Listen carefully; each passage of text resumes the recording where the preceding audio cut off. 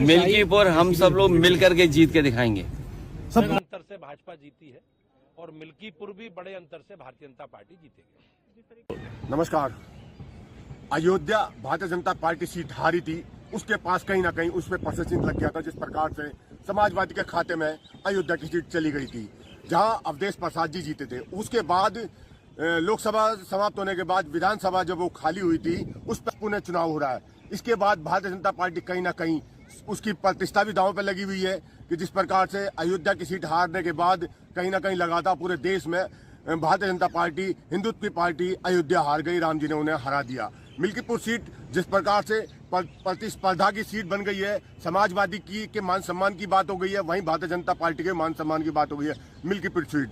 अब बात करते हैं समाजवादी पार्टी इस सीट को जीत पाएगी जिस प्रकार से उन्होंने सीट छोड़ी है, या भारतीय जनता पार्टी इस पर कब्जा कर लेगी? ये बड़ा महत्वपूर्ण विषय आपने उठाया है कि चर्चा में, क्योंकि मिल्कीपुर विधानसभा सीट ऐसी बन गई है कि उत्तर प्रदेश की राजनीति और देश की राजनीति में बड़ा चर्चित सीट है ये।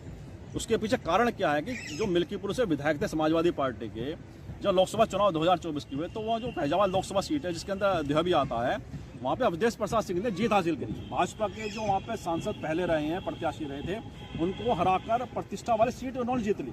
इंडिया गठबंधन है, समाजवादी पार्टी कांग्रेस का जो गठबंधन था।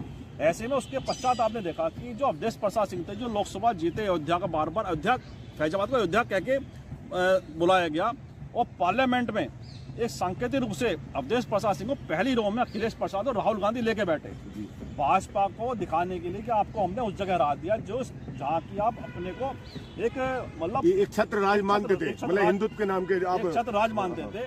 और उसके पश्चात मिल्कीपुर विधानसभा उपचुनाव होने जा रहा है, तो प्रतिष्ठा की सीट इसलिए बन गई कि भाजपा जो लोकसभा चुनाव में करारी शिकस्त मिली थी, वहां पर जो उनकी प्रतिष्ठा धूमिल हुई थी अयोध्या के अंदर फैजाबाद की लोकसभा में, उसको पुनः प्राप्त करना चाहती है।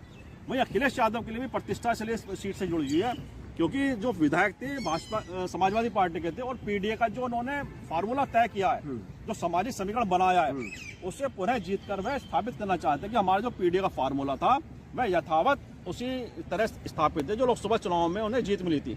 तो दोनों के लिए बड़ी प्रतिष्ठा बन गई है। हालांकि जब परिणाम सामने आएगा तो पता चलेगा कि वहाँ के लोगों ने किसे चुना, किसके पक्ष में अपना मतदान किया, लेकिन राजनीतिक तौर पर बड़ा महत्वपूर्ण विधानसभा का उपचुनाव है। अब जिस प्रकार से आप अगर बात करें तो अंदर खाने कहीं खुले तौर पे भारतीय जनता पार्टी में भी कहीं ना कहीं गुटबाजी सामने आती है।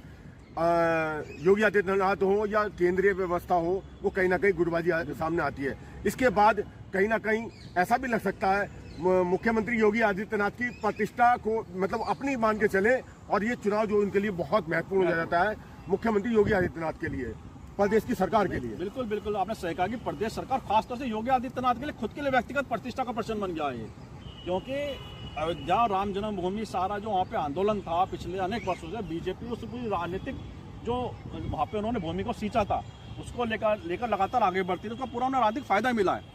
लेकिन जिस तरह से लोकसभा चुनाव में हार का सामना करना पड़ा, तो योगी आदित्यनाथ की प्रतिष्ठा भी वहाँ पे धूमिल हुई।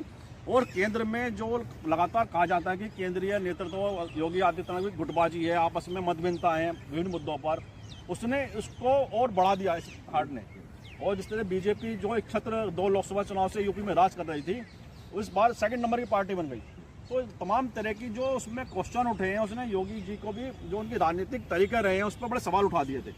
तो इसलिए मिल्कीपुर का विधानसभा चुनाव इतना महत्वपूर्ण बन गया है कि बीजेपी के लिए भी, खासतौर से योगी आदित्यनाथ के लिए, कि वह जीत कर दिखा दें कि जो मेरा झंडा बुलंद है वह आज भी बुलंद है। लोकसभा चुनाव में बेशक हार मिली, हम पीछे रह गए, लेकिन मेरा जो प्रभाव है वह लगातार आगे बढ़ रहा है। इसलिए तमाम तरह के दाव, तमाम तरह का दमखम उन्होंने मिल्कीपुर में लगा रखा है। बड़े मंत्री वहाँ दौरे कर रहे हैं, सारे कार्यकर्ता विभिन्न पूरे प्रदेश से अलग अलग जगह से जिम्मेदारी दी गई है मिल्कीपुर में।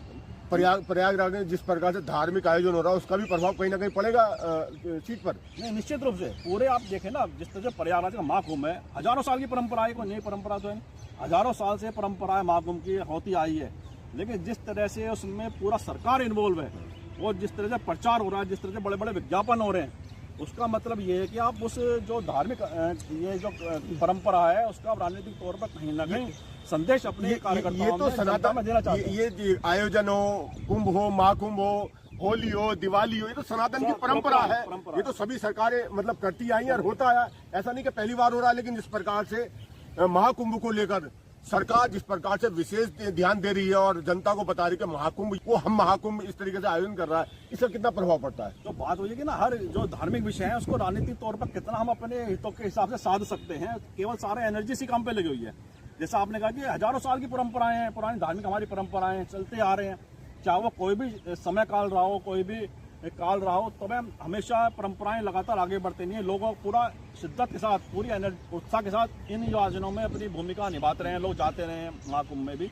और 144 साल बाद ऐसा एक संयोग बताते हैं कि ऐसा बड़ा संयोग है जो 144 साल बाद इस कुंभ के अंदर आ रहा है।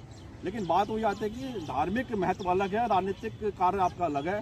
धार्मिक आयोजनों का राजनीतिक लाभ उठाने की जो प्रवृत्ति राजनीतिक दलों के अंदर बढ़ गई है, राजनीतिक नेताओं में जो बढ़ गई है, उसने ही घालमेल पूरा पैदा कर दिया है। और इसलिए क्वेश्चन उठते हैं, तमाम तरह के सवाल उठाए जाते हैं, तमाम तरह के आरोप लगाए जाते हैं। और राजनीति का ये खेल भी है, एक दूसरे पर लांछित लगाना, आरोप लगाना। जिस प्रकार से राजनीति में बाबाओं का एक पूरा मतलब कहीं ना कहीं वर्चस्व हो गया है। बाबा क्या थे, संत, साधु संत हुआ करते थे, वो कुटिया में प्रभु का धर्म में मतलब लीन रहते थे। लेकिन संतों का जिस प्रकार से धार्मिक उसमें बहुत ज्यादा आप देखें तो योगी जी के बाद कहीं ना कहीं एक प्रचलन से बड़ा है। असल में होता क्या है कि भौतिकवाद की जो दुनिया है ना, ये हर आदमी को प्रभावित करती है। अब साधु संत की एक परंपरा, बड़ी महान परंपरा है, बड़ी त्याग की परंपरा है, बड़ी सेक्रीफाइस की परंपरा है। आप देखिए बड़े बड़े तप होते थे, बड़ी बड़ी तपस्याएं होती है, ऐसे बड़े मतलब महान इतिहास है, बड़ा गौरवशाली इतिहास है संत परंपरा का।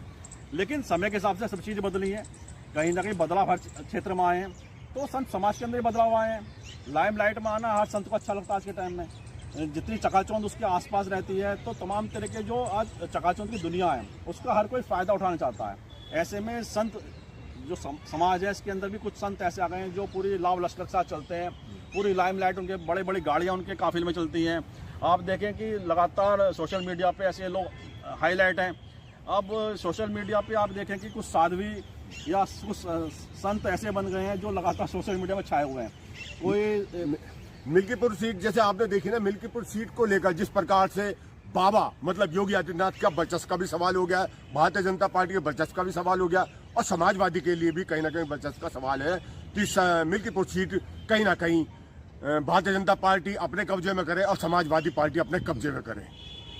नमस्कार।